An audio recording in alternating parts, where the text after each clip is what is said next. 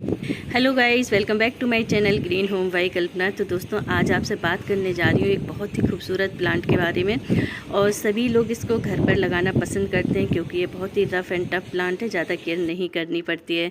जी हाँ दोस्तों, मैं बात कर रही हूँ हिबिस्कस प्लांट के बारे में। और ये गुड़हल की मिनीचर वैरायटी है, यानी कि ये बड़े फूल वाला पौधा नहीं है, ये बहुत छोटे फूल आते हैं इसमें। और इस फूल प्लांट की एक खासियत है दोस्तों कि ये प्लांट परमानेंट, यानी कि पूरे 12 महीने फूल देता रहता है। मॉर्निंग के करीब 7 बजे हुए हैं और काफ़ी तेज़ धूप है, और देखिए कलियां जो है वो खिलने लगी हैं। दोस्तों, आप देख सकते हैं एक प्लांट में कितने सारे फूल खिल रहे हैं इस समय पे। तो दोस्तों, आज मैं आपसे बात करती हूँ कि अगर आप मिनीचर वैरायटी लगाते हैं और इस प्लांट में अगर फूल नहीं आते तो आपको मैं कुछ ऐसे फर्टिलाइज़र बताऊँगी और इसकी कुछ ऐसी केयर टिप्स बताऊँगी कि अगर आप उनको फॉलो करते हैं तो आप अपने प्लांट से ढेर सारे फूल ले सकते हैं।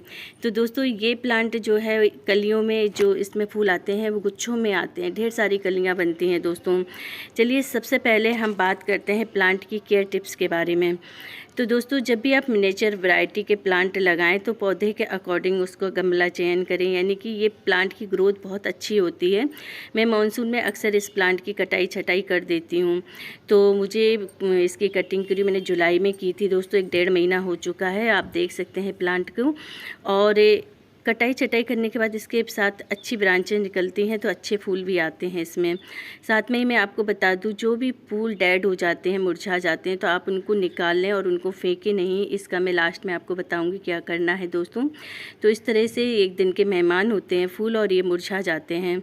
कि सबसे पहले इस बात का ध्यान रखें कि जो मिट्टी होती है प्लांट की, इसको नमी पसंद है। इसकी मिट्टी ड्राई नहीं होनी चाहिए, एकदम सूखनी नहीं चाहिए।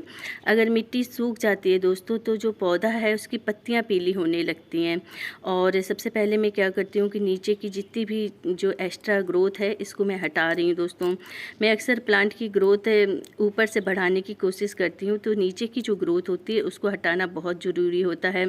तो इस तरह से मैं आप देख सकते हैं जब नीचे से एकदम क्लीन होता है पौधा और तो अच्छा भी लगता है देखने में। तो ग्रोथ हटाने के बाद दोस्तों, अब मैं अपने प्लांट की अच्छे से करूँगी गुड़ाई करने के बाद मैं इसमें कौन कौन से फर्टिलाइज़र डालती हूँ वो भी आपको बताती हूँ। और हिबिस्कस प्लांट थोड़ा सा हैवी फिटर प्लांट है, यानी कि आपको करीब 1 से 1.5 महीने में इसे कंपोस्ट डालना ही चाहिए, तभी ये आपको अच्छी और लगातार फ्लावरिंग देगा।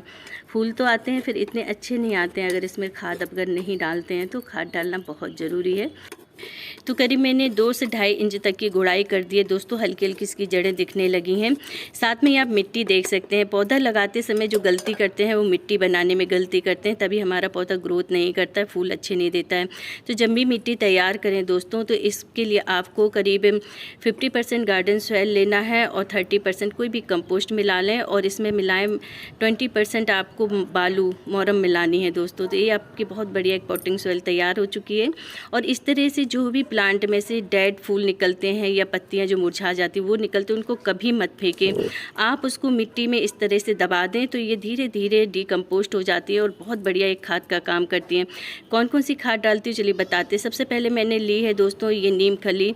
नीम खली मैं अक्सर अपने प्लांटों में ज़रूर डालती हूँ, इससे मिट्टी जो है वो बहुत बढ़िया रहती है दोस्तों और उसमें फंगस प्रॉब्लम नहीं होती है। साथ में डस्टवुड ली है, 2 टीस्पून मैंने डस्टवुड ली है। ये भी एक बहुत बढ़िया फंगीसाइड है और मिट्टी को ये उपजाऊ बनाती है। साथ में DAP मैंने ली है, डायमोनियम फास्फेट। तो आप देख सकते हैं इसके मैंने करीब 25 से 30 दाने लिए हैं 2 गमलों के हिसाब से। साथ में प्रयोग में ला रही हूँ ये चूना दोस्तों। चूना कैल्शियम का बहुत अच्छा स्रोत होता है और इस समय मानसून का मौसम चल रहा है, तो आप इसका प्रयोग ज़रूर अपने प्लांटों में करें। तो इसका किस तरह से प्रयोग करना है मैं लास्ट में बताऊँगी। साथ में लिया है एप्सम सॉल्ट। एप्सम सॉल्ट पौधे में जो है वो ग्रीनरी बना के रखता है।